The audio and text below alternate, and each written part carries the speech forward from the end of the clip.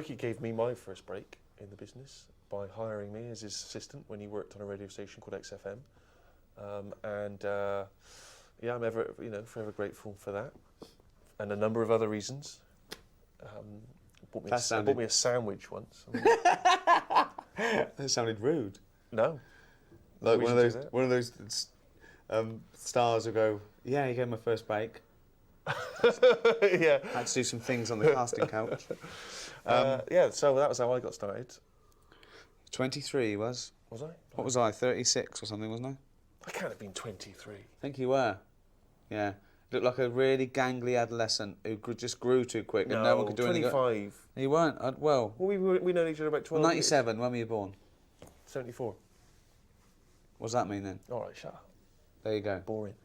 My first break probably was, working at XFM. I got a job and they said I could have an assistant. First CV that came through, I said, yeah, it'll do. Karl was working on XFM also. We worked together on XFM, then we went and did The Office. We came back as conquering heroes. We were big shots. I used to run the desk, too big for that now. They gave us a little minion who worked there. Then he opened his mouth and I realised that he was funnier than anyone I'd ever met before, without even knowing it himself. So, but you've been quietly squirreling away in the background for years, haven't you? I've just always got work by knowing people.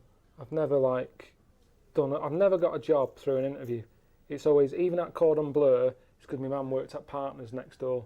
It's like a stationery shop. And I love the way you say Cordon Bleu, like everyone's heard of this place. Like everyone's going, oh, Cordon Bleu, there's no one who loves the world. It's like, I think Summerfield bought it. It's a fridge shop. Well, not fridge, like chickens and stuff, frozen foods. And my mum said, I think I can get you in there. She was connected. She was like the Godfather. Like the mafia, yeah. I'll get you in Cordon Bleu. How? It's next door, isn't it? So, there's a notice in the window. People need it. Yeah. What are you thinking? I just go along. I said, why? What's the intel? Just they said, need any idiot. I said, I've got one of them. Yeah. Went along there, got sacked, didn't you? So any advice really to any kind of aspiring people is know people. That's your advice. Definitely or what's next door? Where do you live? Where do you live? What do you want to do? Where do you live? Next to a chippy. Should be a fishmonger.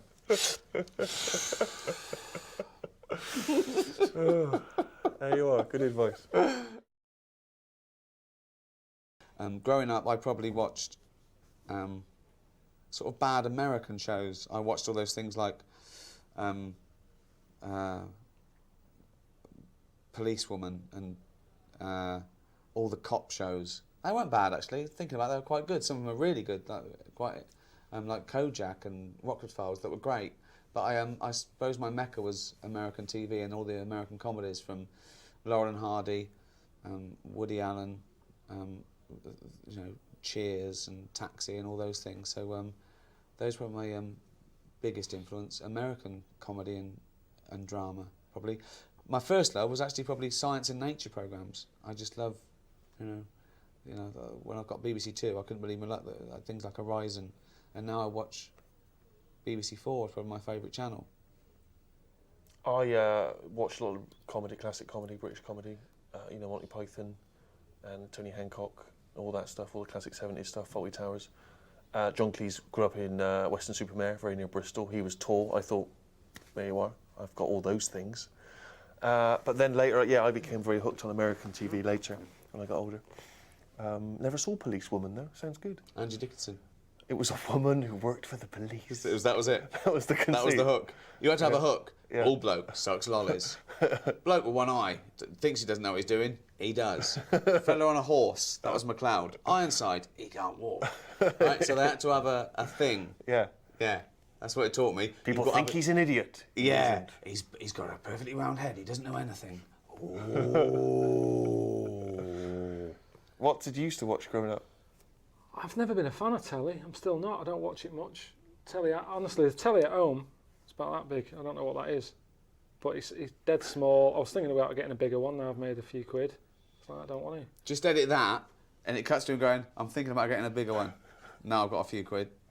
Be a brilliant clip. It was stuff like Flambards. What's that? It's like... I was thinking of Flumps. What's that? That's that It was about period planes and stuff. comedy, innit? It wasn't a comedy. It was drama. I didn't even like it. What was it? No, it was a drama, I suppose. But my mum watched it, and I used to sit and watch that with her. But it was more the occasion of she'd always make a big plate of toast and a big pot of tea, and I liked that. So and your I've got favourite Flambard's is on tonight. favourite and I TV excited. show was Tea and Toast, really. Yeah, it was. Yeah, it Yeah. was about the thing. Yeah, It was, that's kind of what What's your favourite telly's TV show? Sofa. Night Off. What's your favourite TV show? Night Off. So Dallas as well. We had toast that night when that was on. Then Dynasty came out. It was like more toast. You're It joking. was just toast. I like toast. Where did you start eating crumpets? What show sort of made you think of the crumpets? I didn't. I started off on pikelets. Yeah, which is It's like a kid's version of a crumpet. it's like a flattened crumpet. You watch that with usually drama in it. Howard's Way. I got into the crumpets. pikelet. That was Sunday night. Yeah. Sort of crumpet. When would you have a cake? What sort of TV show would you have a cake? Didn't have cakes no, in our house when I no was way, younger. no way, No. no way. Swiss roll. Yeah. Write about what you know, be original, and there's no rush. See, I'd say do stuff about what you don't know.